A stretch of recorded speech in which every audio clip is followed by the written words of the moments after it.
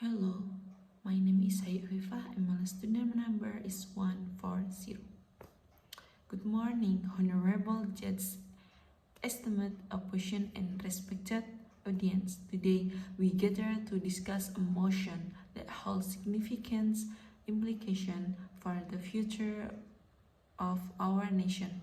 This house will let the government fully own and manage all public transformation in Indonesia. This debate is not merely about policy, it is about envisioning a system that best serves the people of Indonesia. One on side, we have the preposition team advocating for a centralist government-led approach to ensure accessibility, efficiency, and sustainability. On the other, the opposition team stand firm in defending the role of the private sector, innovation, and partnership in shaping our transformation system. Both sides bring compelling argument to the table, and we look forward to a spirited and enlightening exchange of ideas. Let us begin this debate with open minds and share commitment of finding the best path forward for our country. Government supporting the motion. The government must fully own and manage public transformation in Indonesia to ensure accessibility, efficiency, and sustainability for all citizens. Currently, the public transformation system in Indonesia remains fragmented, with various service providers from both private sectors and regional operators, resulting in inconsistent service standard, unstable pricing, and limited access in certain areas, particularly rural regions. Full ownership will allow the governments to optimize budgets for maintenance, ensure better integration of transportation modes, and reduce congestion through improved planning both in urban and rural areas. Moreover, centralized management will enable stricter regulation on safety, comfort, and affordability, ensuring that every citizen regulation on safety, comfort, and affordability, ensuring that every citizen, regardless of their economic status, has equal access to safe, high-quality public transformation. With a more organized system, the number of public transportation users would increase significantly, reducing dependence on private vehicles, easing congestion in major cities, and lowering pollution level caused by vehicle emissions. This will lead to improved productivity among workers, shorter commute times, and contribute to a more sustainable economic growth to the country. Furthermore, a government-managed public transportation system will be more resilient against market fluctuation that often influence private sector interests driven by profit motives. State ownership guarantees that the primary goal of the public transformation remains service-oriented rather than purely profit-driven.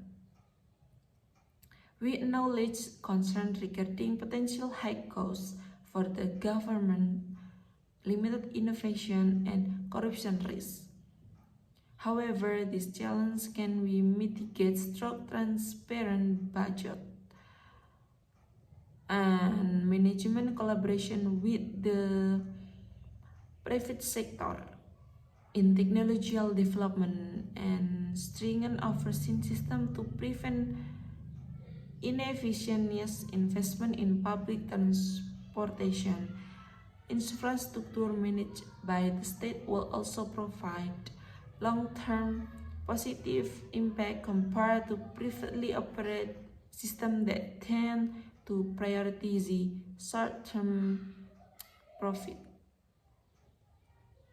And then an opposition rejecting the motion. The government should not fully take over public transformation in Indonesia, as this move will limit innovation, increase the country's financial burden, and reduce service efficiency.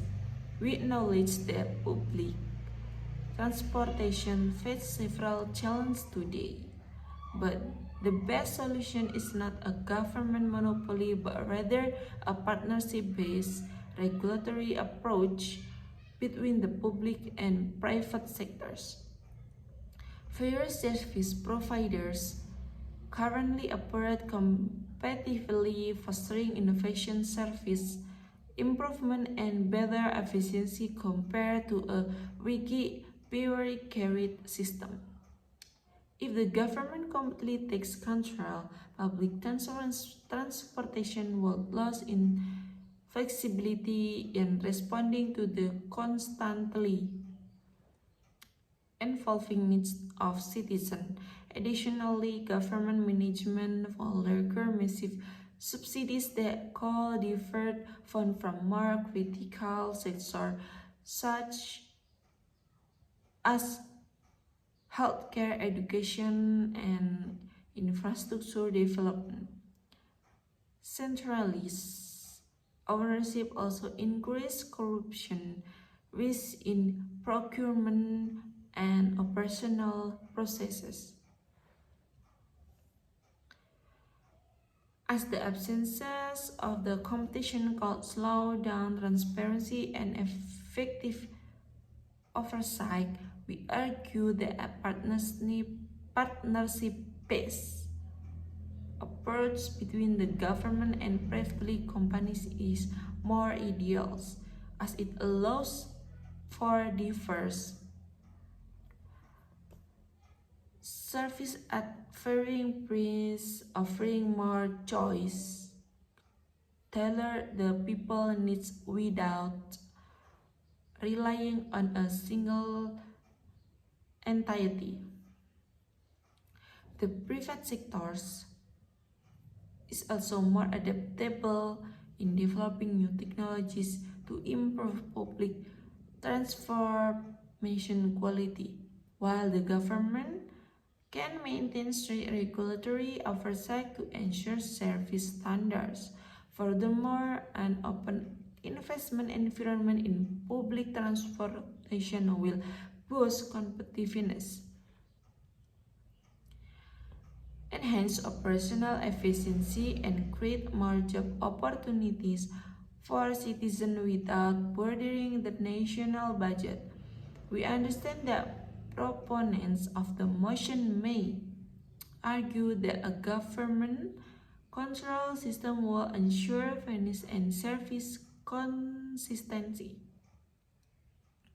However, such standards can still be maintained through proper regulation without requiring full government ownership. Additionally, competition-driven systems encourage continuous innovation because private companies strive to provide the best service for customers. If the government fully owns public transportation, there will be no incentive to improve the service, as there will be no competitive pressure driving ongoing enhancement. Considering efficiency,